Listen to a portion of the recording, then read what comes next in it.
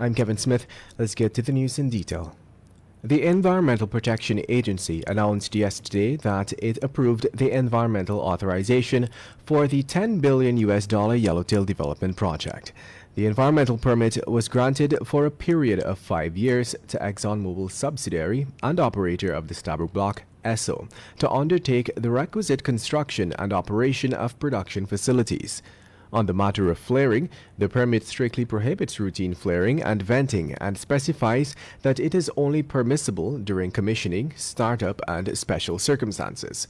The permit also goes further to maintain payments in instances where flaring is conducted beyond permitted durations. Esso would have to pay $4 to $5 per ton of carbon dioxide equivalent, which it is permitted to flare. Importantly, the permit also ensures that Esso is held liable for all costs associated with cleanup, restoration, and compensation for any pollution damage, which may occur as a consequence of the project.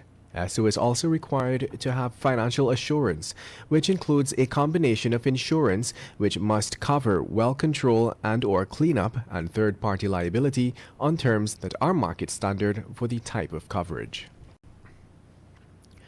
Meanwhile, Esso has filed a response in the court, essentially contending that Kaieteur News publisher Glenn Lal has overstepped his boundaries as a private citizen in his effort to legally challenge the government to ensure that the oil companies pay their fair share of taxes.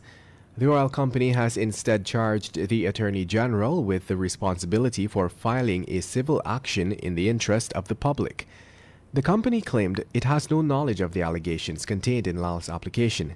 The oil company explained that based on the advice of its attorneys, Lal as a private person is not entitled to seek the declaratory reliefs in order to prevent what are alleged public wrongs or to assert a right on behalf of the public in proceedings which are not for judicial review and are brought in the regular jurisdiction of the court.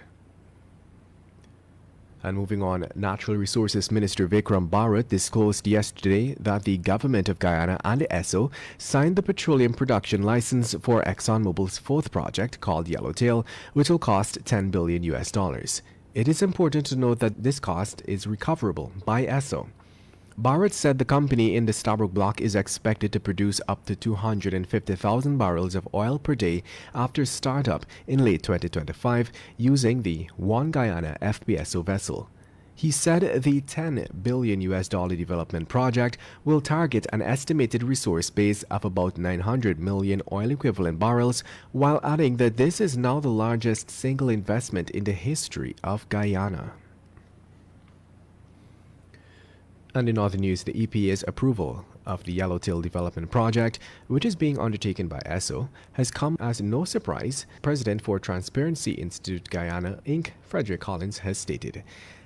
The head of the civil society body, in a preliminary reaction to EPA's announcement yesterday, has described the move as coinciding with the government's actions of belittling the law and not allowing state agencies to act independently. Collins added that the government appears to dance to the tune of any interest but the people's.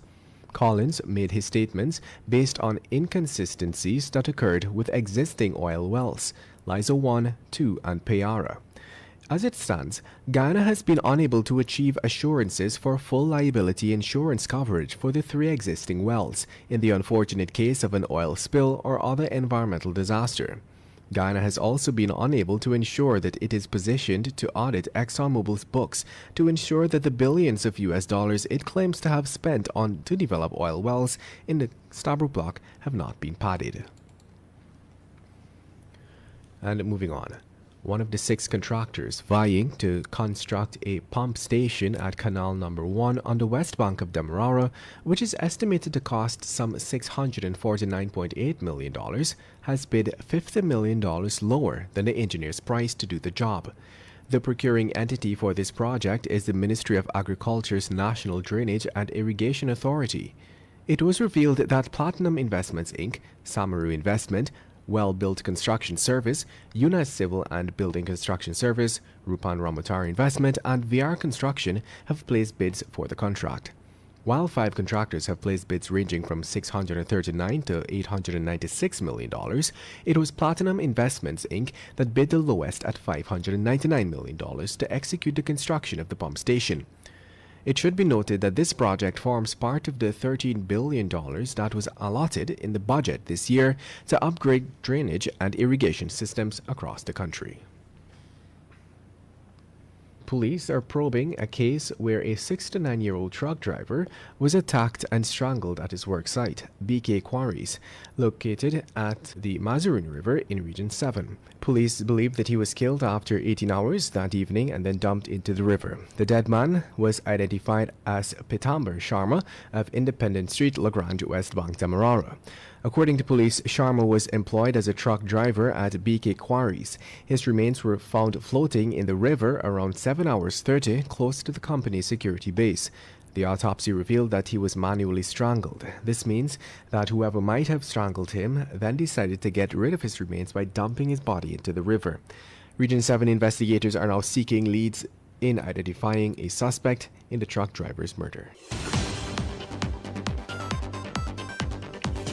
Even though the government has provided its blessings for ExxonMobil to move ahead with its $10 billion Yellowtail project, head of the EPA Kemraj Parsaram has assured that the regulatory body is still working to secure a mix of financial assurance to cover the entire oil-rich Stabroek block.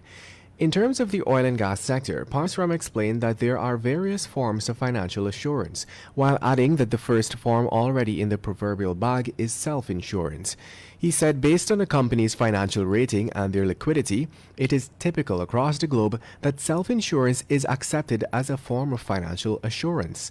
Parsaram said regulators can also require insurance similar to an insurance policy, which was taken out by Esso, the operator of the Stabroek block. Meanwhile, the Guyana Workers' Union is gearing up for intensified protest action if the government does not show compassion to its citizens and render them much-needed assistance to resist hardships associated with heightening cost of living. The union, in a show of dissatisfaction, held another protest outside Parliament building yesterday and has further increased calls for assistance to the public. GWU's President Norris Witter said that given the ever-increasing cost of living and the excruciating pain that is being felt by the elderly, in addition to demands made during their last protest, the union is now demanding a review of the old age pension and the NIS pension. In addition to that, Witter said that the union is also calling for the review of public assistance.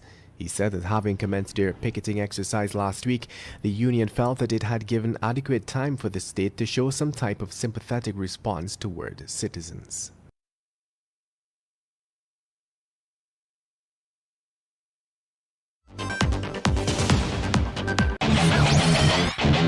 Want value for your advertising dollar?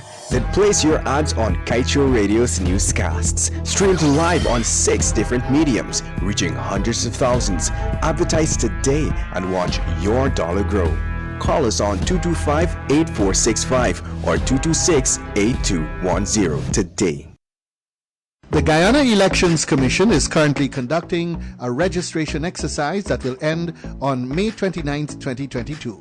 You can apply for registration if you will be 14 years and older by October 31, 2022 and have never been registered.